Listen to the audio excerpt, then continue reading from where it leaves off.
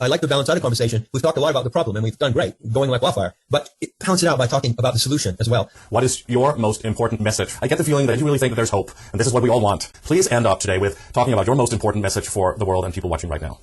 Sure. I don't use the word hope myself, because I think hope is something that can be easily defeated or undermined.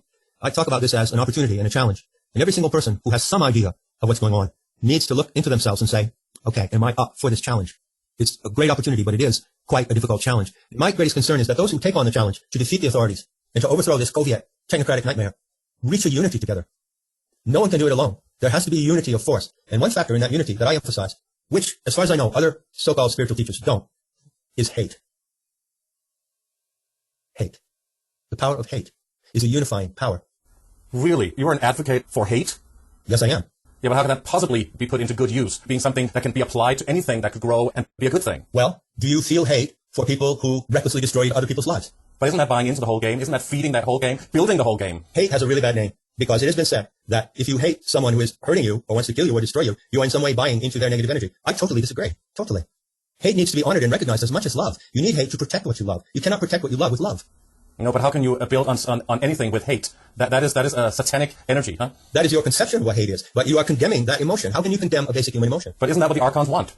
Then they got to you. Then they got you, didn't they? Then they can really feed on you and work through you. This is what the New World Order elitist wants people to do. Now they also want through the Hegelian dialectic to divide and conquer, split people. People snitching on their neighbors at the moment. This is hate also in full swing. But it's not the pure power of hate in its pure sense. The archons do not use hate. The archons use deception, and by deception they get people to hate each other, as we see with the masked and the unmasked. You say, no, I'm talking about the moral power of hate. Hate is a moral factor in the human animal. Do you hate deceit? Do you hate liars? That's an interesting question. I would say that to be strong and to be powerful and to go out there and do the work and to expose yourself to criticism and trying to change the world is a very, very powerful tool, but not very constructively done with hate, but certainly with a pure heart full of love as well. Definitely with love. Can't there be hate in a pure heart? You see, you have a categorical definition of what hate is. It's bad, it's to be condemned, it's to be rejected. Who taught you that? Or is that something you genuinely feel? So how would you define hate? I would define hate as the emotion, the natural emotion that comes to a human animal when they encounter something that negatively impacts their life or interferes with their freedom. It's a natural, self-protective emotion.